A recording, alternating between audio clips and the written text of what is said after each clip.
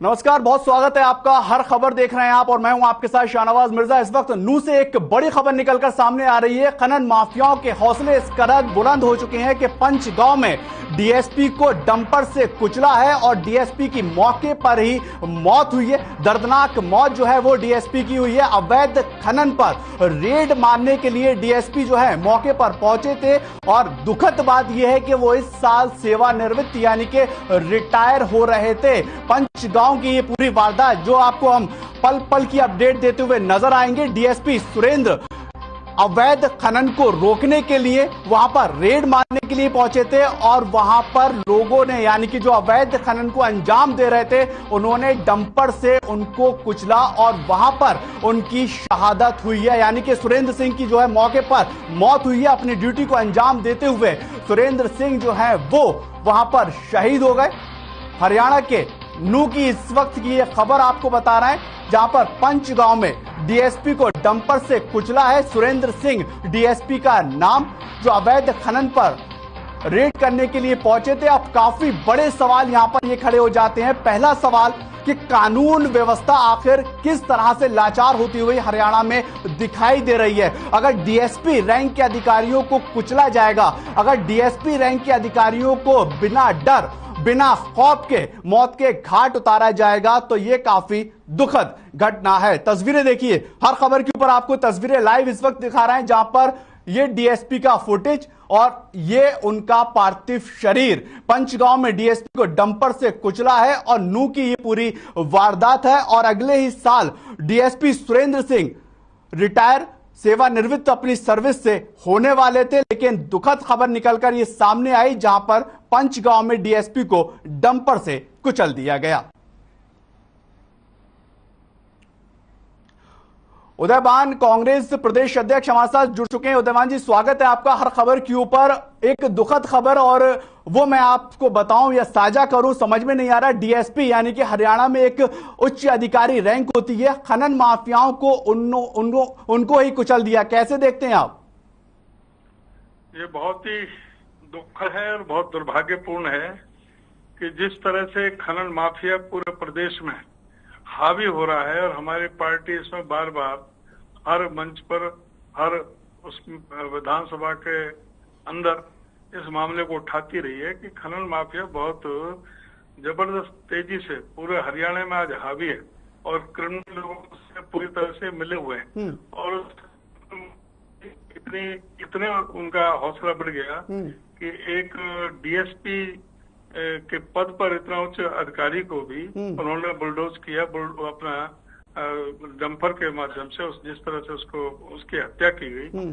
तो ये एक बहुत ही दुर्भाग्यपूर्ण खबर है और इसका जो इस सरकार को जो आज लॉ एंड ऑर्डर की जिस तरह से पोल खुलती है और जो खनन माफिया का बार बार जो कह रहे हैं कि इसके बारे में उन्होंने कोई पहले एसआईटी का भी गठन किया और उसकी भी कभी रिपोर्ट नहीं आई और बार बार विपक्ष कहता रहा है कि वे खनन माफिया बहुत ज्यादा है। 5 आदमी पहले डायडम में मारे गए, आज हर जगह, चाहे यमुना सैंड का यमुनानगर जगाधरी में लगा लो, चाहे आप इधर को हमारे फरीदाबाद साइड में लगा लो, सभी जगह करनाल पानीपत में धरेती का भी और इधर पहाड़ों में चाहे डाडम का ले लें, चाहे आप इधर को मेवात में ले लें, चाहे आप इधर कालका साइड में ले लें, सब जगह अवैध खनन का व्यापार धड़ल्ले से चल रहा है और बहुत करोड़ों रुपए का।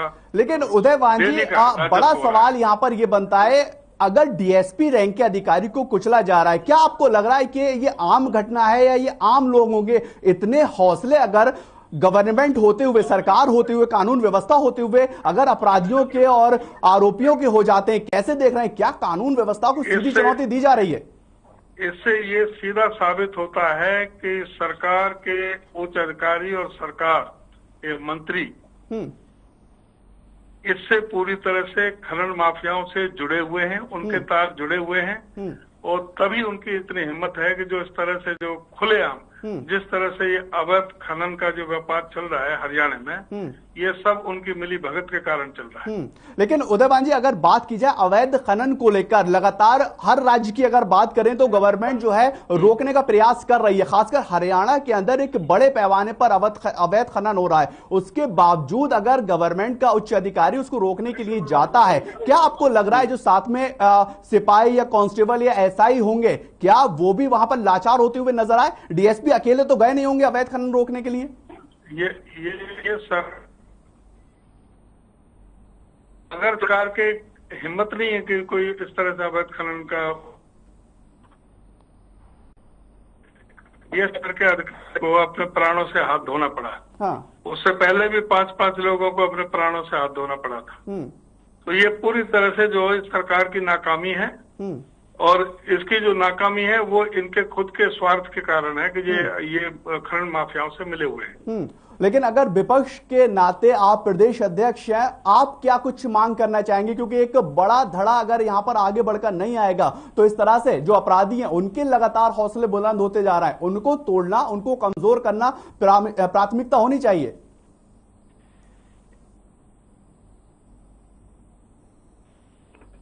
चलिए उदयभान जी उदयभान जी, दोबारा आपसे जुड़ने की कोशिश करेंगे। तकनीकी समस्या है, उसकी वजह से आपकी आवाज जो है वो हम तक नहीं पहुंच पा रही है। प्रदेश अध्यक्ष कांग्रेस के उदयभान सिंह, दोबारा उनसे जोड़ने की कोशिश करेंगे। आपको बताएं, पंचगांव में डीएसपी को डंपर से कुचला गया है और जिला नू यानी कि डिस्ट्रिक्ट नू की ये पूरी घटना, सुरेंद्र सिंह की मौके पर ही मौत हो चुकी है। और इससे पहले भी काफी राज्यों की अगर बात की जाए, वहां की भी इसी तरह की घटनाएं जो है निकलकर सामने आती है। एक डीएसपी रैंक के अधिकारी को मार दिया जाता है। अगर उत्तर प्रदेश का मैं जिक्र करूं तो प्रतापगढ़ में जियाउल हक को भी इसी तरह से जो है अपराधियों ने मौत के घाट उतारा था। कानून व्यवस्था के साथ जब इस तरह का खिलवाड़ होता है, खनन माफिया जब आगे बढ़कर इस तरह से अपराधियों को संरक्षण दिया जाता है, अधिकारियों को मारा जाता है, कानून व्यवस्था एक बड़ी चुनौती बनता नजर आता है। और यही घटना खनन माफियाओं ने नू में भी करके दिखाई कि आखिर हम डीएसपी रैंक के अधिकारी को भी नहीं बख्शेंगे। पंचगांव में डीएसपी थे और अगले साल यानी कि नेक्स्ट ईयर ये सेवानिवृत्त होने वाले थे, और उससे पहले ही इन्होंने अपने प्राणों की आहुति दी और सेवा करते हुए शहादत को हासिल किया है।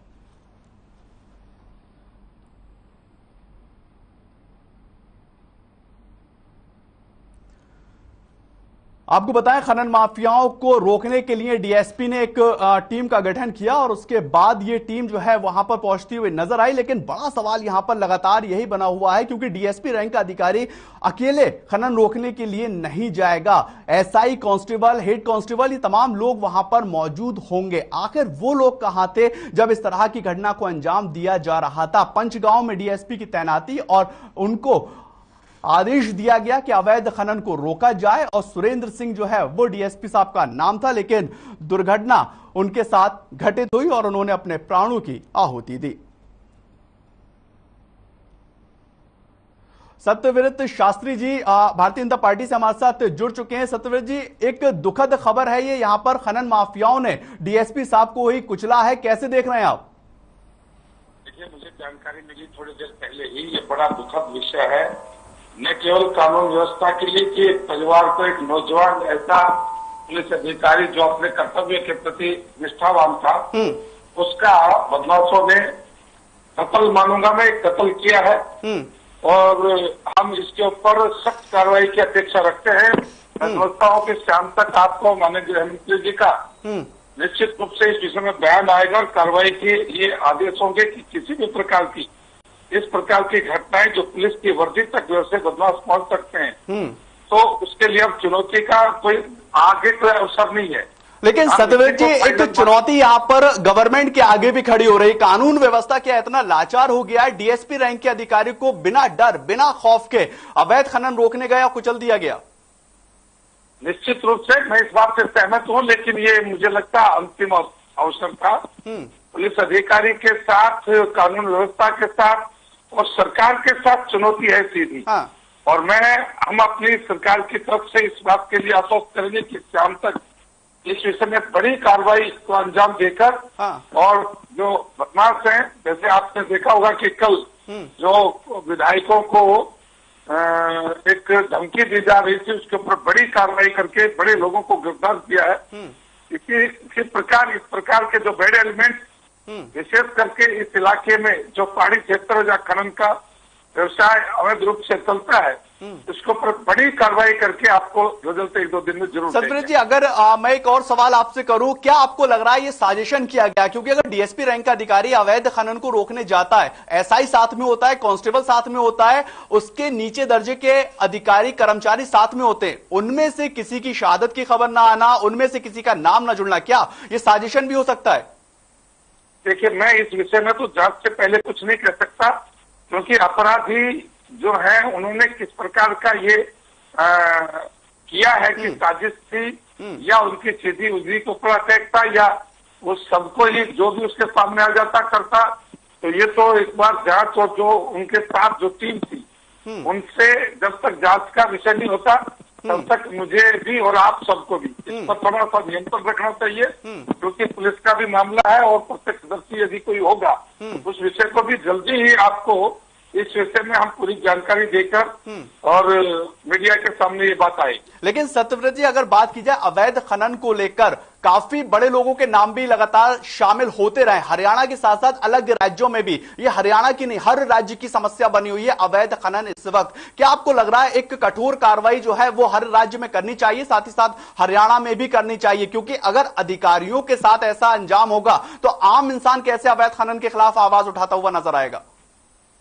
देखिए, ये आम आदमी का तो विषय ही नहीं है कि वो आवाज उठाए। ये सीधा सीधा कानून व्यवस्था और प्रशासन में मिले लोगों के एक जिम्मेवारी है। और उसके बाद सरकार की जिम्मेवारी बनती है कि ऐसे अधिकारियों की सुरक्षा के लिए व्यवस्था पक्की हो, और आम व्यक्ति तो आवाज उठाए नहीं उठाए उसका कोई मतलब नहीं है, लेकिन यदि प्रशासन की नजर में, और होना भी चाहिए, मैं इस बात से सहमत हूँ कि प्रशासन की नजर में वो हर गलत काम आना चाहिए जहाँ हो रहा है और उसके ऊपर सख्त कार्रवाई हो, जिससे कि अपराधियों के हौसले लेकिन सर मैंने आम आदमी का जिक्र इसलिए कहा क्योंकि आम आदमी काफी बार जानकारी देता है एसडीएम को, डीएसपी को, कि इस जगह अवैध खनन हो रहा है। क्या उसके अंदर डर पैदा होता हुआ नजर आएगा इस घटना से? देखिए, मैं समझता हूं कि अभी हरियाणा के परिप्रेक्ष्य में यदि हम कहें तो सीएम फ्लाइंग के इतने स्क्वाड बना हुए, आप रोज देखेंगे कि 10-20 घटनाएं सीएम फ्लाइंग की ऐसे अपराधी तत्वों को और गैर कानूनी काम करने वालों के ऊपर मीडिया के अंदर हम देखते सुनते आ रहे हैं। तो जितनी व्यापक चोट अब प्रशासन के द्वारा, सरकार के द्वारा हो रही है, ऐसा पहले कभी नहीं देखा। संख्याओं की, इन घटनाओं की मात्रा अधिक इसलिए दिखाई देती कि इस पर कार्रवाई हो रही है, और कार्रवाई होती है तो कुछ प्रतिक्रिया भी होती है, लेकिन सरकार और कानून के हाथ लंबे होते हैं। अपराधी कितना ही ताकतवर हो, कानून के सामने वो निरस्ता ही मिलेगा। इसलिए जो आज सीएम फ्लाइंग्स के स्क्वाड और बाकी जो तंत्र डेवलप किया है अपराधियों को, गैर कानूनी काम करने वालों को, उसके अंदर एक भय है, लेकिन थोड़ा सा मुझे लगता है इसके अंदर मैं अपनी ओर से जोड़ रहा हूँ कि यदि कानूनी प्रक्रिया भी जल्दी हो जाए। सतपाल जी, मैं आपके पास आऊंगा, आप हमारे साथ लगातार बने रहे। इस वक्त एक और बड़ी खबर इसी खबर से जुड़ी हुई निकल कर आ रही है, वो पहले हम दर्शकों को बता देते। आपको बताएं, डीएसपी का जो है वो मर्डर हुआ है, हत्या हुई है, और कुछ ही देर के अंदर डीजीपी और एडीजीपी मौके पर मौजूद होंगे। गृह मंत्री अनिल विज ने जो है वो बयान दिया है, और फोर्स लगाने की जरूरत पड़ी तो वो भी लगाते हुए नजर आएंगे। यानी कि अब डीजीपी, एडीजीपी, तमाम आला अधिकारी जो है नू का रुख कर चुके। बड़ी खबर है ये हरियाणा के लिहाज से, क्योंकि डीएसपी रैंक कोई छोटा कद नहीं होता है, और अगर उनकी दुखद मृत्यु, उनको मार दिया जाता है तो वाकई कानून व्यवस्था को लेकर एक बड़ा चैलेंज और एक बड़ा सवालिया निशान यहाँ पे खड़ा होता है। सतपाल जी हमारे साथ लगातार जुड़े हुए। सतपाल जी, अगर बात की जाए, अब आला अधिकारी जागते हुए नजर आ रहा है, डीजीपी, एडीजीपी, तमाम आला अधिकारी नू का रुख करते हुए नजर आ रहे हैं, कैसे देखते हैं?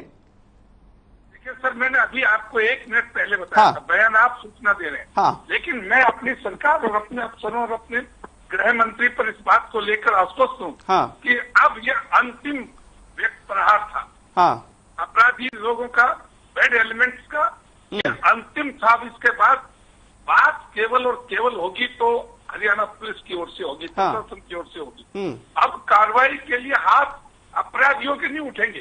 अब कानून अपना काम करने के लिए पुलिस अधिकारी और तमाम आला अफसर जो है वो इस बात को लेकर नो की ओर आएंगे और एक एक अपराधी को चुन चुनकर उनको उनके स्थान पर पहुंचाया जाएगा। लेकिन सदमेर जी एक और सवाल यहाँ पर लगातार खड़ा होता है। इससे पहले हम कांग्रेस के प्रदेश अध्यक्ष से बात कर रहे थे, उन्होंने सीधे तौर पर कानून व्यवस्था का आरोप लगाया। उन्होंने कहा कि हरियाणा के अंदर कानून व्यवस्था जो है वो दुरुस्त नहीं है और उसकी वजह से अपराधियों के हौसले जो हैं वो बेपनाह सामने निकल कर आते रहते हैं। देखिए, ये मैं इस बात से बहुत ज्यादा तो दूर नहीं कह सकता अपनी बात को, क्योंकि अपराधी अपराध कर रहा है तो वो कहीं न कहीं प्रशासन और पुलिस प्रशासन की आंख में धूल झोंकने का काम करता है। और जब आंख में धूल झोंकने का काम होगा तो चैलेंज पुलिस को ही होगा। लेकिन कई बार ऐसी चीजों को हल्के रूप से देख लिया जाता है। लेकिन वो घटनाएं, एक विधायकों को दी जाने वाली धमकी और उसका परिणाम आप जांच के बाद देखिए, कल का आंकड़ा कितनी जगह कितने लोगों ने और कितने समय में छापा मारकर इनकी गिरफ्तारी की है। ठीक है, योजना बनी और इस योजना को मार्ग रूप दिया। और इसी प्रकार अब ये जो अपराधियों ने हाथ उठाया है, इन अपराधियों के मैं कह रहा हूं कि अब हाथ केवल और केवल प्रशासन के उठेंगे और उनकी गर्दन तक पहुंचेगा जिन्होंने ये अपराध को अंजाम दिया है या ऐसे अपराध को अंजाम देने वाले वो लोग हैं। तो आप निश्चित रूप से, मैं कांग्रेस के अध्यक्ष उदय भान जी की चिंता से सहमत हूं, लेकिन मैं उसके लिए बेबस नहीं हूं। प्रशासन और हरियाणा बेबस नहीं है, वो कुछ समय का इंतजार करता था। समय की घड़ियां समाप्त हो गई और कार्रवाई की घड़ियां शुरू हो गई। निश्चित रूप से परिणाम तक वो हाथ और वो कार्रवाई पहुंचेगी, जिसका स्थान जहां है वो पहुंचेगा वहां। चलिए सत्यप्रकाश, आप हमारे साथ बने रहे। वेद जी हमारे साथ, वेद प्रकाश जी हमारे साथ कांग्रेस के नेता जो हैं वो जुड़ चुके हैं। वेद जी, अगर बात की जाए, आपको पता लगा हो खनन माफियाओं ने डीएसपी को डंपर से कुचल दिया है, कैसे रहेगी पहली प्रतिक्रिया आपकी? देखिए, हरियाणा में जब से भाजपा खट्टर सरकार बनी है तब से हम कह रहे हैं कि खनन माफिया सरकार से मिली भगत करके खनन अवैध कर रहा है और प्रदेश में सबसे बड़ा 5,000 करोड़ का डाडम घोटाला हुआ। सरकार ने इसे माना पर आज तक उस पर कार्रवाई नहीं। और डाडम की खानों में भिवानी में तो बार बार विस्फोट भी होते रहे। अभी यमुनानगर के अंदर अवैध खनन पकड़ा गया करोड़ों रुपए का। हर जगह प्रदेश में करोड़ों रुपए का अवैध खनन पकड़ा जा रहा है। और जो भी अधिकारी उसे पकड़ने का प्रयास करता है, पहले भी उस पर आक्रमण हुए हैं, आज भी हो रहे हैं। सबसे पहला आक्रमण आपको याद हो 5 साल पहले यमुनानगर में ही तहसीलदार पर हुआ था। अब ये एक नया हो गया कि एक डीएसपी को कुचलने का प्रयास किया। तो ये तो तभी संभव है जब हरियाणा सरकार के जो संघ के नेता हैं, भाजपा संघ के उच्च नेता, वो इस सारी प्रक्रिया में मिले हुए हैं। सारा अवैध खनन भाजपा के लोग करवा रहे हैं। और अभी शास्त्री जी से आप बात कर रहे थे, मैं तो नहीं जानता उन्होंने क्या प्रतिक्रिया दी, क्यों मैं सुन नहीं पाया। पर शास्त्री जी जिस महेंद्रगढ़ जिले से संबंधित रखते हैं, उसी महेंद्रगढ़ जिले में खुलेआम पहाड़ों पर अवैध खनन होता है और वो सारा भाजपा नेताओं के संरक्षण में होता है। चलिए, हाँ बिल्कुल, सत्यव्रत जी भी हमारे साथ लाइव जुड़े हुए हैं। अगर बात की जाए शास्त्री जी, साफ तौर पर कांग्रेस और विपक्ष का आरोप है इससे पहले भी अधिकारियों के साथ ऐसी घटनाएं घटित हुई हैं, यानी कि ये पहला मामला निकलकर सामने नहीं आ रहा है, कैसे देखते हैं? देखिए, मैं इस बात से सहमत हूँ कि इस प्रकार की घटनाएं हुई। लेकिन मैं इस बात से कतई सहमत नहीं कि इसमें भाजपा और संघ के लोगों का ताल्लुक। अपराधी ये जो घटनाएं की हैं, अपराधियों की घटनाएं हैं। और अपराधी यदि यहाँ, मैं समझता हूँ कि नाम तो जांच के अंदर आएगा, उसके संबंध भी दिखेंगे। क्योंकि डीजीपी और एडीजीपी स्तर के तमाम आला अफसर अब घटनास्थल के ऊपर पहुंच रहे हैं। तो निश्चित रूप से जांच के बाद ये आएगा कि अपराधी अपराधी होता है, न उसका धर्म होता है, न उसकी जाति और पार्टी होती है। तो निश्चित रूप से मैं इस बात से कतई सहमत हूं कि भाजपा और संघ के लोगों का इस प्रकार के अवैध कामों में अच्छा संजय जी, अगर बात की जाए कानून का होगा राज अब की बार खट्टर सरकार, क्या इस नारे के ऊपर भी सीधा सीधा अपराधियों ने हमला कर दिया?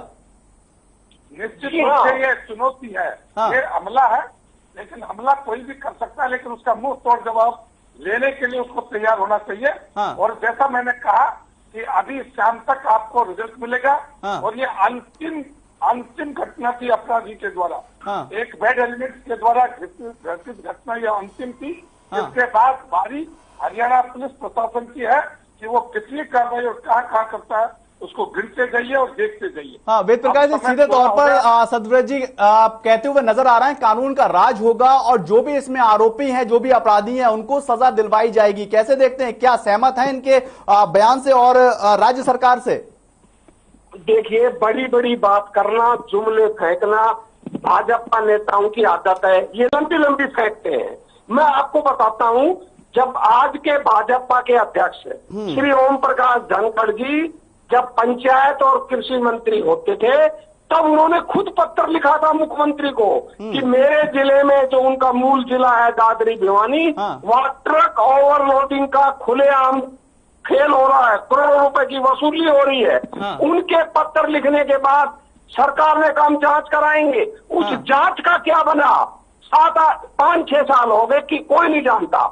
अधिकारियों के नाम चिन्हित किए गए कि वे फला डीसी 5 जिलों के डीसी बोला भाई ये अपराधी हैं, ये जिम्मेदार हैं, आरटी है, नाम लिए गए। पर आज तक किसी के खिलाफ कोई कार्रवाई नहीं हुई। और जिन अधिकारियों को जिम्मेदार बताया गया था, वही अधिकारी आज भी मड़ाई के पदों पर है। तो लंबी चौड़ी बातें की जाती हैं, क्योंकि मेरा स्पष्ट आरोप है। वेद प्रकाश जी, अगर ये तमाम जानकारी विपक्ष के पास है तो विपक्ष आखिर कोई बड़े कदम क्यों नहीं उठा रहा है राज्य हित में?